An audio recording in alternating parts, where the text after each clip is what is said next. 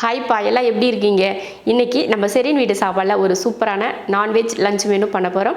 தாபா ஸ்டைலில் சிக்கன் குழம்பும், அப்புறம் ஒரு சிக்கன் வறுவலும், அப்புறம் நெய்ச்சோறும் பண்ண போகிறோம். இதுதான் இன்றைக்கி நம்ம நான்வெஜ் மெனு. இன்றைக்கி நம்ம நெய்ச்சோறு பண்ணுறதுக்கு நான் பாசுமதி அரிசி நம்ம சாப்பிட்ற அளவுக்கு ஒரு படி அரிசி ஊற வச்சுருக்கேன். அப்புறம் சிக்கன் 3/4 கிலோ குழம்பு செய்கிறதுக்கும் 3/4 கிலோ வறுவல் பண்ணுறதுக்கும் எடுத்து வச்சுருக்கேன். நம்ம முதல்ல என்ன பண்ண போகிறோம்னா, முதல்ல குழம்புக்கு தேவையானதை ரெடி பண்ணிக்கலாம். இந்த குழம்பு கொஞ்சம் டிஃப்ரெண்ட்டான ஒரு டேஸ்ட்டாகவும் இருக்கும். அதே சமயம் நம்ம செய்கிற மெத்தடும் கூட கொஞ்சம் வித்தியாசமாக தான் இருக்கும். இப்போ வாங்க முதல்ல குழம்புக்கு நம்ம ரெடி பண்ணிக்கலாம்.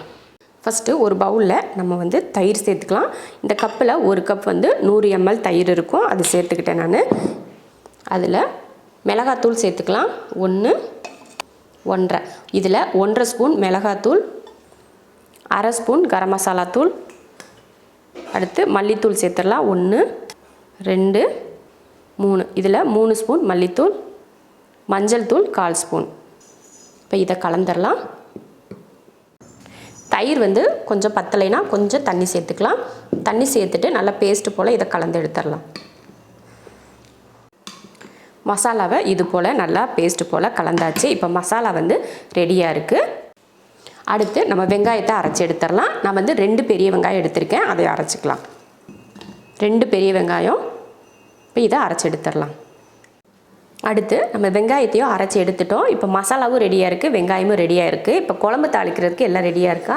இப்போ நம்ம வறுவலுக்கு அப்புறம் மசாலா தடவி எடுத்து வச்சுருவோம். அப்போ தான் நம்ம சமைச்செல்லாம் முடிக்கிறப்போ அது வறுத்து எடுக்கிறதுக்கு நமக்கு கரெக்டாக இருக்கும். இப்போ மசாலா ரெடி பண்ணிக்கலாம். அதுக்கு 3/4 கிலோ எலும்பில்லாத சிக்கனாக எடுத்து வச்சுருக்கேன். இதுக்கு தேவையான மசாலா போட்டுடலாம். 1/2 ஸ்பூன் கரம் மசாலா, 1/4 ஸ்பூன் மஞ்சள் தூள், மிளகாத்தூள் 1 ஸ்பூன், மல்லித்தூள் 1 ஸ்பூன், 1/2 ஸ்பூன் மிளகுத்தூள், 1/4 ஸ்பூன் சீரகத்தூள், 1 ஸ்பூன் இஞ்சி பூண்டு பேஸ்ட். அடுத்து ஒரு 1/2 லெமனை இதில் புழிஞ்சிக்கலாம்.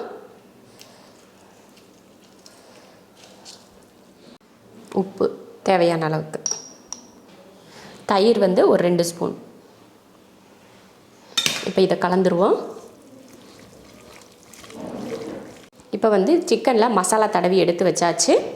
பாருங்கள், சிக்கனில் இந்த அளவுக்கு நல்லா மசாலா சிக்கனில் ஒட்டுற அளவுக்கு போட்டு இந்த மாதிரி தடவி எடுத்துக்கணும். இப்போ நம்ம சிக்கன் வறுவலுக்கும் பார்த்திங்கன்னா மசாலா தடவி வச்சாச்சு, அதுவும் ரெடி ஆயிடுச்சு. அதை லாஸ்ட்டில் நம்ம வறுத்து எடுத்துக்கலாம். இப்போ நம்ம குழம்பு தாளிச்சிக்கலாம். ஏன்னா குழம்புக்கு மசாலாவும் ரெடியாக இருக்குது, வெங்காயமும் பேஸ்ட்டாக பண்ணி வச்சுருக்கோம். குழம்பு தாளித்து விட்டுட்டு அதுக்கப்புறமா ஒவ்வொரு வேலையாக பார்த்துக்கலாம். இப்போ குழம்பு தாளிச்சிக்கலாம். குழம்பு தாளிக்கிறதுக்கு ஸ்டவ் ஆன் பண்ணி ஒரு கடாய் வச்சுட்டு எண்ணெய் ஊற்றிக்கலாம். எண்ணெய் காஞ்சதுமே 2 துண்டு பட்டை, 2 கிராம்பு, 2 ஏலக்காய், ஒரு 1/4 ஸ்பூன் அளவுக்கு சீரகம், 3 வரமிளகாய். எல்லாமே நல்லா பொரிஞ்சதுக்கப்புறமா இதில் நம்ம அரைச்சோம் இல்லையா வெங்காயம், அதை சேர்த்துடலாம்.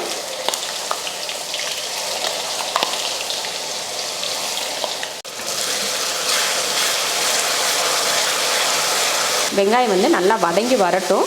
கொஞ்சம் கலர் மாதிரி வரணும். நல்லா நம்ம எப்படி வெங்காயத்தெல்லாம் வதக்குவோம் பார்த்தீங்களா, நல்லா பொன் வருவலாம், அந்த மாதிரி இந்த அரைச்சி போட்ட வெங்காயத்தையுமே அதே போல் தான் கலர் மாதிரி வர வரைக்கும் வதக்கணும். அது வதங்கட்டும். அதுக்குள்ளே நம்ம தக்காளியை அரைச்சிட்டு வந்துடலாம். 2 தக்காளி அரைச்சிக்கலாம். போல் 2 தக்காளி போட்டிருக்கேன், இதை அரைச்சி எடுத்துடலாம். பாருங்கள், வெங்காயம் இந்த அளவுக்கு கலர் மாதிரி வந்திருக்கு பார்த்தீங்களா. இப்போது நம்ம இதில் இஞ்சி பூண்டு பேஸ்ட்டு சேர்த்துக்கலாம். 1, 1.5. இதில் 1/2 ஸ்பூன் அளவுக்கு இஞ்சி பூண்டு பேஸ்ட் சேர்த்துட்டு அதையும் வதக்கி விட்ருவோம்.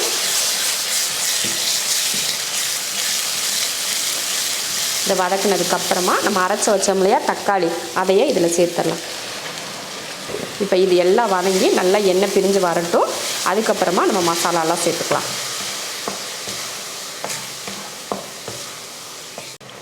பாருங்கள், நல்லா எண்ணெய் பிரிஞ்சு வர ஆரம்பிச்சிருச்சு. இப்போ நம்ம இதில் மசாலா கலந்து வச்சுருந்தோம் இல்லையா, அதையும் சேர்த்துடலாம். சேர்த்துட்டு அதையும் கலந்து விட்டுறலாம். நல்லா அந்த மசாலாவோட சேர்த்து நல்லா எண்ணெய் பிரிஞ்சு வரட்டும். இப்போ பாருங்கள், நல்லா எண்ணெய் பிரிஞ்சு வர ஆரம்பிச்சிருச்சு. க்ளீன் பண்ண சிக்கனை சேர்த்துடலாம்.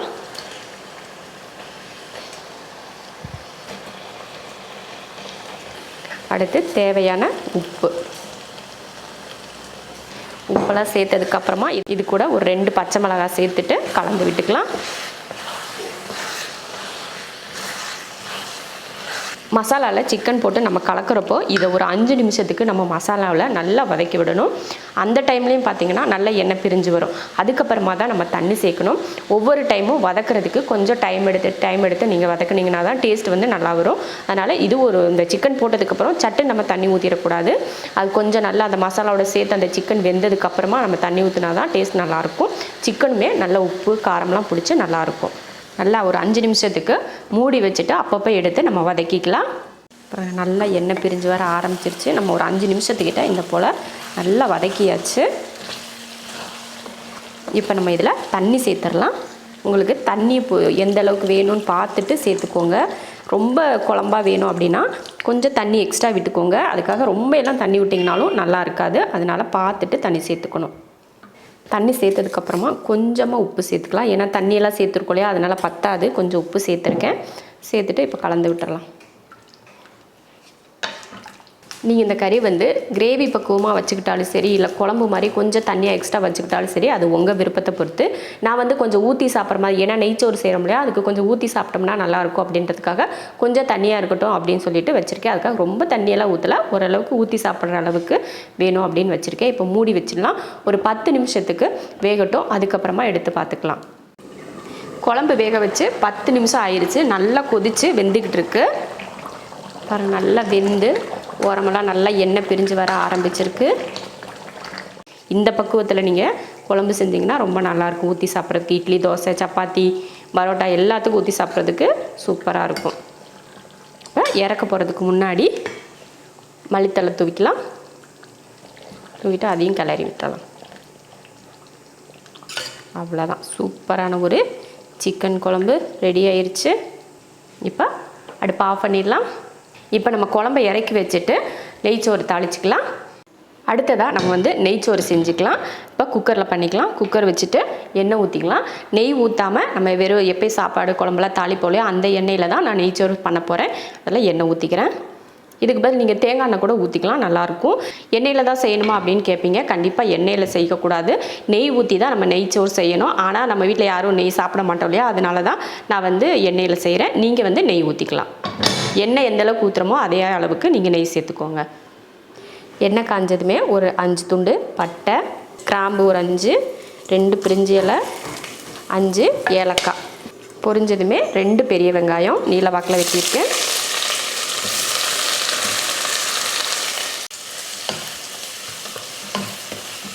நம்ம பிரியாணியெல்லாம் பண்ணுறோன்னா வெங்காயத்தை வந்து நல்ல பொன்னிறமாக நம்ம வதக்குவோம் இல்லையா, அதே போல் இந்த நெய்ச்சோறுக்கு வந்து நம்ம வதக்கக்கூடாது. அந்த வெங்காயத்தோட அந்த வெள்ளை கலர் வந்து மாறவே கூடாது. அந்தளவுக்கு நம்ம வதக்கி எடுத்துக்கணும். ரொம்ப கருகிருச்சுன்னா அந்த நெய்ச்சோரோட கலர் வந்து மாறிடும். அதனால் ரொம்ப வதக்கக்கூடாது. அங்கே வெங்காயம் இந்த அளவுக்கு வதங்கிருச்சு. இதில் இஞ்சி பூண்டு பேஸ்ட்டு சேர்த்துக்கலாம். 1, 1.5, இதில் 1.5 ஸ்பூன் இஞ்சி பூண்டு பேஸ்ட். அடுத்து புதினாவும் மல்லித்தலையும் நம்ம கையில் ஒரு கையளவுக்கு, 3 பச்சை மிளகாய் காரத்துக்கு, இதெல்லாம் வதக்கிடலாம். இஞ்சி பூண்டு பேஸ்ட்டு போட்டு வதங்கிடுச்சு. அதில் ஒரு 1/4 லெமனை புழிஞ்சிக்கலாம். அடுத்து ஒரு 3 ஸ்பூன் அளவுக்கு தயிர் சேர்த்துக்கலாம். 1, 2, 3. இதையும் நல்லா வதக்கிடலாம்.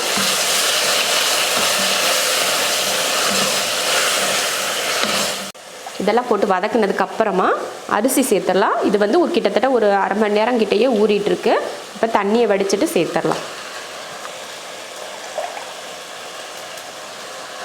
அடுத்து ஒரு தக்காளியை இந்த மாதிரி சின்ன துண்டாக வெட்டியிருக்கேன், அது இதில் சேர்த்துடலாம். சேர்த்துட்டு இப்போ இதை கலந்துடலாம். அவ்வளோதான், இந்த அளவுக்கு கலந்தாச்சு. இப்போ தண்ணி சேர்த்துருவோம். இந்த படியில் ஒரு படி பாசுமதி அரிசி எடுத்தோம் இல்லையா, நமக்கு வந்து எப்பயுமே இதில் 1க்கு 1 தான் சேர்ப்போம். அதே அளவுக்கு தண்ணி இப்போ சேர்த்துடலாம். அப்போ தான் ரைஸ் வந்து உடையாது, உடையாமையும் குழஞ்சு போகாமலும் இருக்கும். அதனால் ஒரு படி அரிசிக்கு ஒரு படி தண்ணி, தேவையான உப்பு. தண்ணி ஊற்றியாச்சு. ஒரு கொதி வரட்டும். அதுக்கப்புறமா நம்ம குக்கர் மூடி போட்டுக்கலாம். பாருங்கள், நல்லா கொதிக்க ஆரம்பிச்சிருச்சு. இந்த டைமில் உப்பு சரியாக இருக்கான்னு பார்த்துட்டு உப்பு சேர்த்துக்கோங்க. இப்போ குக்கர் மூடி போட்டுடலாம். ஹை ஃப்ளேமில் 2 விசில் விட்டு ஆஃப் பண்ணிக்கலாம்.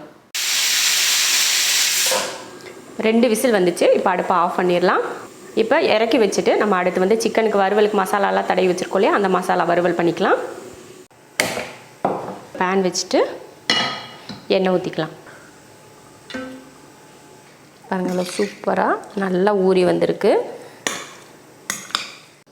எண்ணெய் காஞ்சதுமே கருவேப்பிலை, அதில் நம்ம மசாலா தடவி வச்சுருக்கோம் இல்லையா, அந்த சிக்கனை இதில் சேர்த்துடலாம். எல்லாத்தையுமே சேர்த்துருவோம்.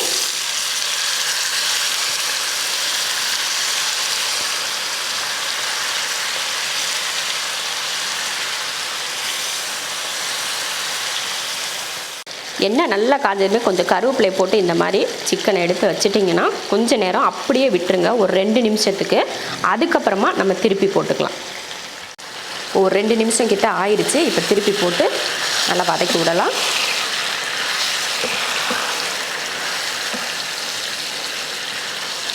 இப்போ வந்து நம்ம ஒரு 2 நிமிஷத்துக்கு ஒருக்க வந்து நம்ம சிக்கனை வந்து இந்த மாதிரி வேக வச்சுருக்கோம் இல்லையா, அந்த 2 நிமிஷத்துக்கு ஒருக்க கரண்டி வச்சு கலக்கி விட்டுட்டு மறுபடியும் அந்த மாதிரி ஒரு 10 நிமிஷம் கிட்ட நீங்கள் வேக வச்சிங்கன்னா சிக்கன் வந்து சூப்பராக வெந்து வந்துடும். நான் 10 நிமிஷமும் உங்களுக்கு கிளறி காட்டிகிட்டே இருந்தால் உங்களுக்கு போர் அடிச்சு போயிடும் இல்லையா, அதனால நான் வேக வச்சு எடுத்துக்கிறேன்.